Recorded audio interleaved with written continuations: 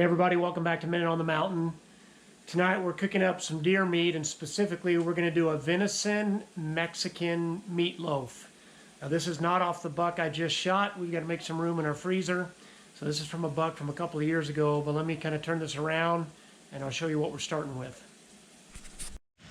So in this little saute pan I have about 3/4 of a medium-sized jalapeno. I've got it chopped up pretty finely. Now you wouldn't have to cook this ahead of time. You could just put it in with the burger, but by cooking it, it's going to take a little bit of the spice away. And my family doesn't like spicy as much as I do, and I don't want them to not enjoy it. So we're going to cook this jalapeno down, kind of mild, make it a little more mild, and then I'll show you what we're doing with the deer meat.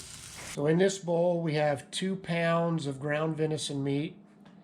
I've got almost, I didn't quite put the whole can in it, but almost a 4-ounce can of Hatch green chilies. I'm going to put about probably a teaspoon of salt, teaspoon of pepper in there. And then I'm going to take half of this mixture and lay it out in the bottom of our loaf pan. So that'll be my next step, and when that's done, I'll show you guys what that looks like. So we put a little bit of Pam in the loaf pan just to make sure it doesn't stick. I don't think I mentioned this before, but in that burger, I do also have 1 egg. I pretty much always use an egg when I'm cooking with deer meat. It just gives a little moisture and it helps it to stick together better. So now what we're going to do is I'm going to line out pepper jack cheese and a layer of refried beans. That's going to be in the center of this meatloaf, and then we're going to put the other half on top. So I'll show you that here in just a second. Here we have our layer of refried beans and our pepper jack cheese. Then I just need to sprinkle the jalapenos in that middle layer, and then we're going to cover it with the other half of the burger. All right, the cookbook says a 2-pound meatloaf is going to take about 45 minutes at 375. So we've got the oven heated at 375. We've got the meatloaf in, and we will check her in 45 minutes. There is our finished product. I just got the meatloaf out, put it on the plate. Added a little bit of this roasted salsa verde medium. You could sprinkle some cheese on the top of it too if you wanted to. I mean, it's full of cheese in the middle. It is steaming. It's scalding hot. So I'm going to eat a bite in just a second, but I'm going to let it cool down just a hair. We're going to give it the old taste test. You could serve this with, Spanish style rice. I got some rice out. It's just late. It's already after 8 o'clock, and so I don't feel like making anything else to go with it. So forgive the plating, but that's not why you guys watch my channel anyway. Let's see how it tastes. Okay, we're gonna dig in, guys. I got some of the melted cheese. Got a little bit of refried bean. I see some green chili. We got the whole bite here. Oh man, that's still hot.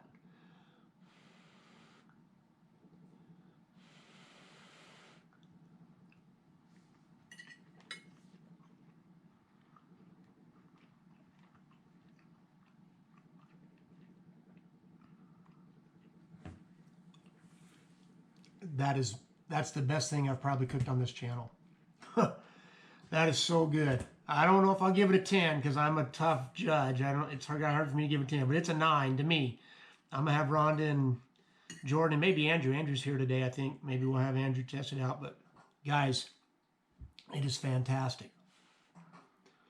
I can taste the jalapeno. It's just a little spicy. Like I could probably turn it up a little bit for me, but I think the kids will like it as far as the spice level.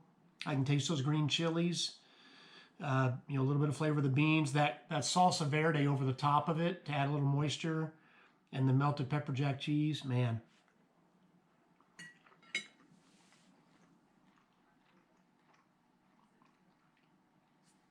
I think it's fantastic.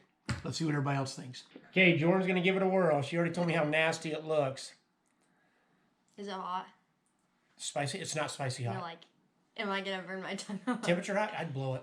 Yeah, see,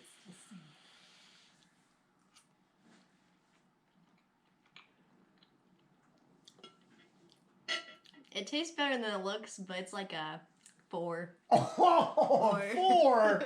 You're nuts. I don't know. It's just like. All right. Okay. All right. Okay. Andrew's gonna give it a whirl. You didn't get any cheese on yours. It's better with the. You got some pepper jack? Yeah. I'd give it a 7. All right. 7's not bad. No, like On I this eat crab. it. But Hannah said I have to give it a 0. So it's actually a 0. Last shot. Here we There go. you go. Didn't look like you had any cheese either. Do you need cheese? No, I don't Or think beans? so. I think you just got meat. I did. I mean, which is fine, but it's definitely better with the cheese and the beans in it, That's a I little think. cheese.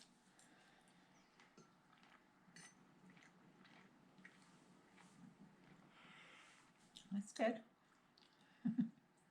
I have to give you a number. Yeah, you know the drill. You've done this enough by now. A 7. Okay, that's what you like. Your last one was a 7 or an 8. So do you like the rabbit better?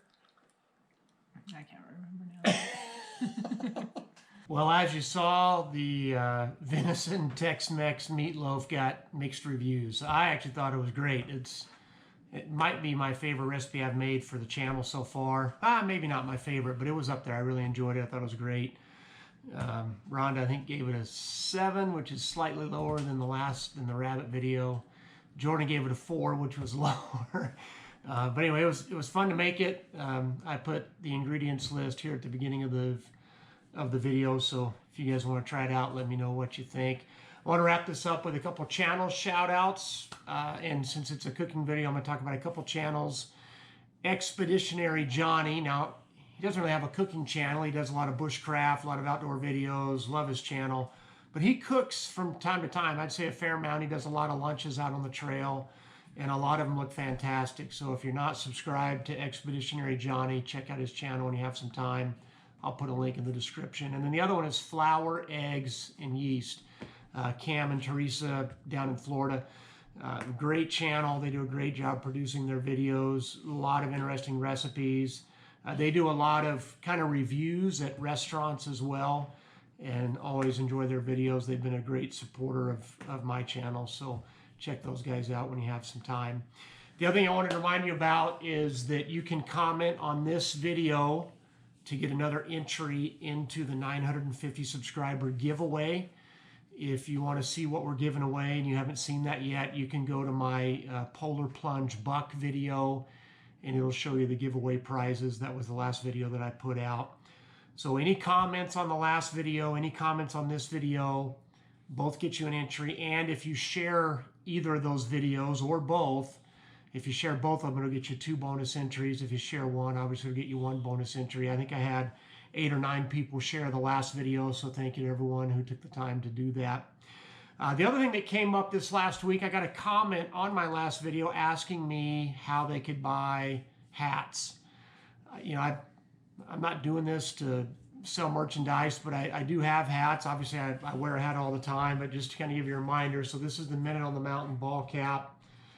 I have them both with a red and black logo, and then also I have some that are just an all black logo. And then the Minute on the Mountain beanie, which currently I just have in black with slate gray logo. I also have a hunter orange. Well, it's not really a hunter orange. It's not quite as bright as blaze orange, but I've worn it in several of my hunting videos. That is an orange cap with black thread for the logo. And I just submitted a design to the person who does my hats and stuff for a shirt. It'll be both short sleeve t-shirt and long sleeve, kind of the moisture wicking material. It'll have the Minute on the Mountain logo on the chest, and on the back, it'll have Psalm 76:4, which is the theme verse for my channel. You are radiant with light, more majestic than mountains rich with game. And then that verse is going to be framed in by 2 elk antlers. So that's what that's going to look like. And when I have those finished, I'll show them off. The ball caps are $20, and that includes shipping.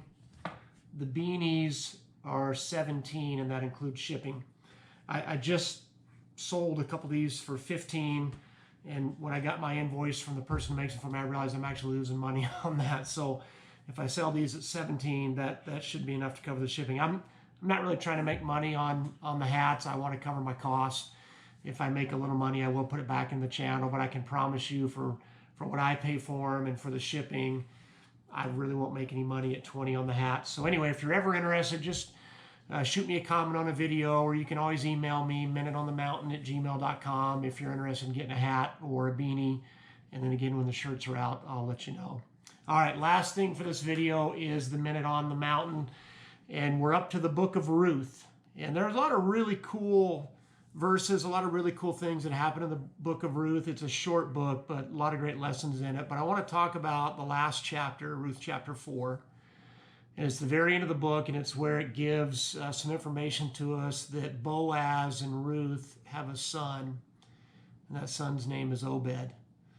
And if you go on down Obed's genealogy, then Obed is the father of Jesse. Jesse is the father of David. Sometimes we think of the God of the Old Testament as this angry God, or I've heard people say that. You know, God is God. He's the same yesterday, today, and forever. He is a just God. He does have a righteous anger at times, but God is merciful. And here we see where God allows a foreigner, a Moabite woman, to be in the lineage of King David, which, if you know your Bible, means she's also in the lineage of King Jesus. So I just think it's so cool how God, rewarded Ruth's kindness and faithfulness to her mother-in-law Naomi by allowing her to be in the line of David and David's genealogy. So again, that's Ruth chapter 4. Check that out when you have some time. So much appreciate you guys and all your support. Our next giveaway will be at 1,000 subscribers.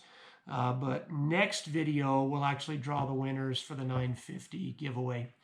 Hope you guys have a great week. Hope you get out and get to enjoy the outdoors, even though it's getting cold in a lot of places. And we'll see you the next time we're out on the mountain. God bless.